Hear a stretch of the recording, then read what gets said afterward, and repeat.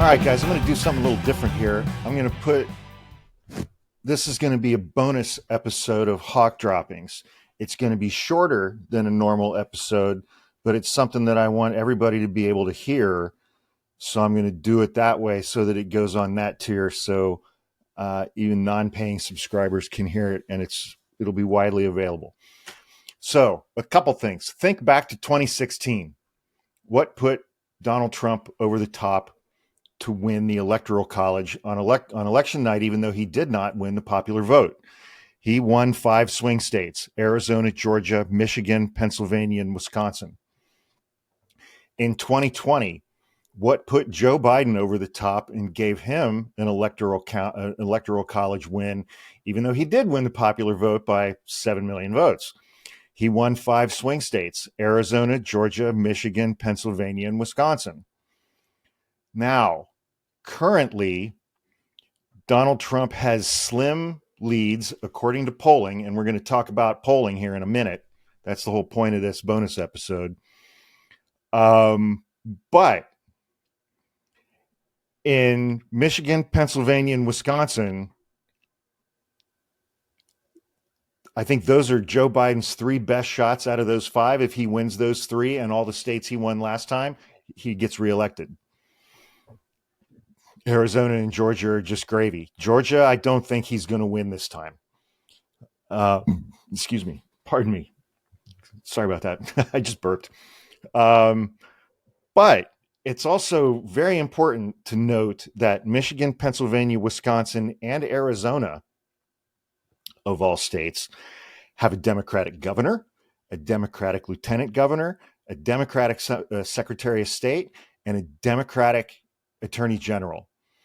So those are 4 out of the 5 swing states where Donald Trump was filing tons and tons of lawsuits in 2020 and had all of his little fake slates of electors that now have Democrats filling those top 5 or top 4 statewide offices. He's not going to get the cooperation of those state officials in those 4 states. Georgia, I think it's important to note that while their current lieutenant governor was a fake elector, the current governor, Brian Kemp, and the current Secretary of State, Brad Raffensperger, explicitly rebuffed Trump's efforts in 2020 to get them to overturn the election results in Georgia.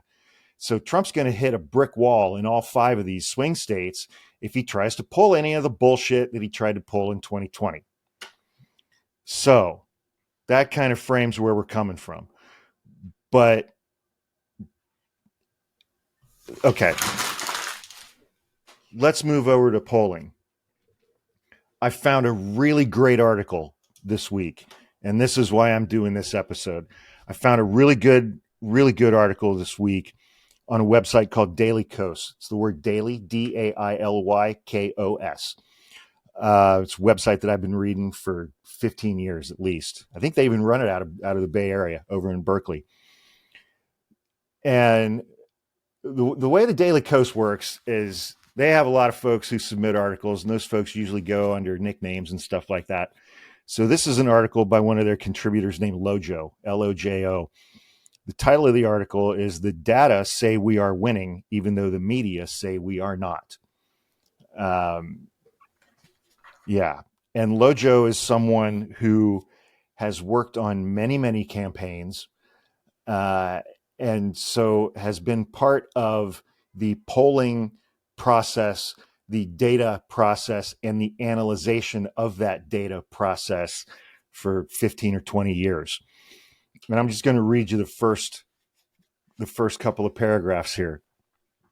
I stupidly listened to the podcast Hacks on Tap the other night after I heard David Axelrod say, quote, "All the polls show Trump is winning because he has a 20-point advantage with Hispanic and working class voters of color," unquote. I turned it off. I listened to that same episode. I listened to that podcast too. The article continues. "I've been around and in the business a long time. I've sat in the back room with Frank Lutz and his dial groups and have eaten in focus groups and have eaten way too many M&Ms watching focus groups and written and fielded tons and tons of polls. I know how this stuff works, and cannot believe the constant stream of stupid that is being served up by the pollsters and experts in the press in this election cycle by those who should know better, like David Axelrod. I think it's time to take a step back and set the record straight. Section number 1, the data is clear. We are winning. By we, she means Democrats and Biden. She, I assume that's a she. I don't know their gender. There is no evidence outside of polling that Trump is doing dramatically better with low propensity voters, which is why he is supposedly winning and Biden is supposedly losing. We've had multiple elections since 2020, and Dems have improved our numbers with Hispanic voters and working class non-white voters each time. We won in 2022 in Arizona because we outperformed with the Hispanic vote.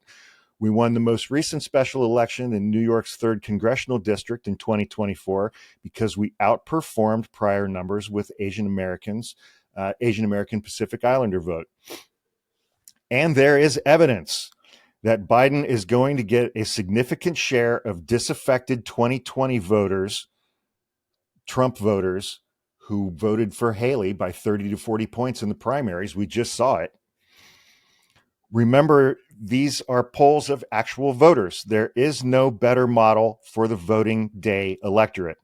Think about it. What has Trump done or offered in his politics to win more Hispanic and voters of color? Nothing. He has demonized Hispanic immigrants. He's going to deport 13 million of them.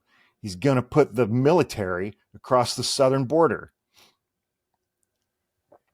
The polling which David Axelrod is citing does not correlate to voting behavior or other evidence over the last several election cycles. Additionally, per Biden's base allegedly not showing up because of issues like Gaza, there is no evidence in actual election or non-polling data that any of that is happening. The Biden coalition is showing up, and that is why we are winning in all of the special elections. The electorate has gotten more, not less favorable to Joe Biden and Democrats because of the Supreme Court's decision in Dobbs overturning Roe versus Wade. More college-educated voters also helps with other groups like Hispanic voters who are even more motivated by Dobbs than many other voters. The prediction that inflation would depress turnout was 100% wrong, and that's in part what led to the red wave debacle in 2022. Republicans were supposed to get 40 to 60 houses or seats in the House of Representatives. They ended up with a 4-seat majority. In sum, it's pretty clear that Biden will get a significant share of the disaffected GOP vote and should retain most, if not all, of his 2020 coalition. It is not clear outside of polls that Trump will get more Hispanic or working class voters of color to support him. And it is clear that he is losing non-MAGA Republicans and independents. Again, just go back to the Republican primaries that we just saw and the number of the vote that Nikki Haley got. She got 15% of the vote in Georgia a week and a half after she dropped out. Section 2, the assertion that the 2022, 2023, and 2024 elections are not predictive for what will happen this coming November, but the polls are predictive, is statistically stupid. Experts in the media are dismissing the fact that Democrats have done incredibly well since the Dobbs decision came out in June of 2020, well, in May of 2022 when it was leaked, because that drives viewership, and it just does. And like all of these, network people and quote unquote election experts say the general election will be different because shy Trump voters will somehow emerge. Quote, that is just stupid and wrong. Trump can't hold on to the coalition that he's got. He couldn't hold on to the coalition that he had in 2020 through the 2024 primary season. If there was a massive change in the electorate from Democrat to Republican, as indicated by the polls, it would show up in off-year elections. And so far, it has not. And that's as recent as last November. That's as recent as a month or so ago with the special election in New York. that was won by Democrat Tom Suozzi. He won that seat by 4 more points than he was supposed to, according to the polling average going into Election Day. Section 3 of this article: polling is broken and getting worse. People don't answer their phones, emails, texts, or their doors anymore. It's becoming nearly impossible to get representative selection groups for polling that actually represent what the electorate is going to look like on Election Day. That's the key.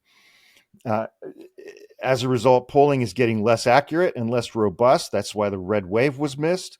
The battleground state polls were inaccurate for 2024 and 2022 for the midterm elections.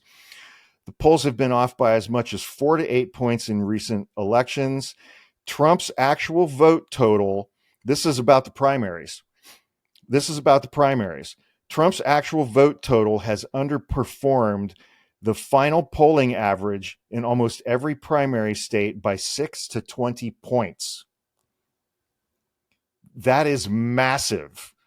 That is well outside the margin of error of typically 3% for most of these polls.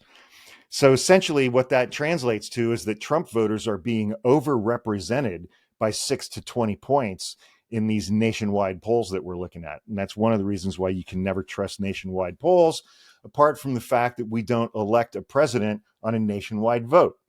We have the Electoral College, which goes state to state. Anytime you see a nationwide poll, it's useless. It's completely useless. And now this author argues that scientific data and voting data from the last several special elections and congressional elections, last 3 election cycles, the primary process that we just went through, the data shows that Trump is being overrepresented by 6 to 20 points. That's good news. That is good news. Let me see if there was anything else in here that I wanted to hit. Yeah, so election experts, put it this way.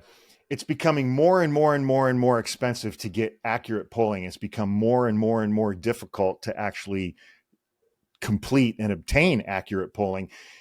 With the internet, it's becoming less and less and less expensive to do bad, stupid, dumb polls that don't account for anything. It's like, thing pops up on your screen when you're on a news website. It's like, are you going to vote for Trump or Biden? People just click. There's nothing scientific about that kind of a poll, but those polls get conglomerated with others and they get released constantly. And it fits in. So campaigns will do tons of these inexpensive, crappy polls so that, to quote Steve Bannon, they can kind of flood the zone with shit and create a narrative. If you can put out 15 bad polls over 10 days before Super Tuesday, showing that Donald Trump is going to beat Nikki Haley by 85 points, that starts a narrative in the media with people like David Axelrod, who was an ad man. He wrote ads for the Obama campaign. He wasn't a pollster. And, the guys on Pod Save America were speechwriters. They were not pollsters.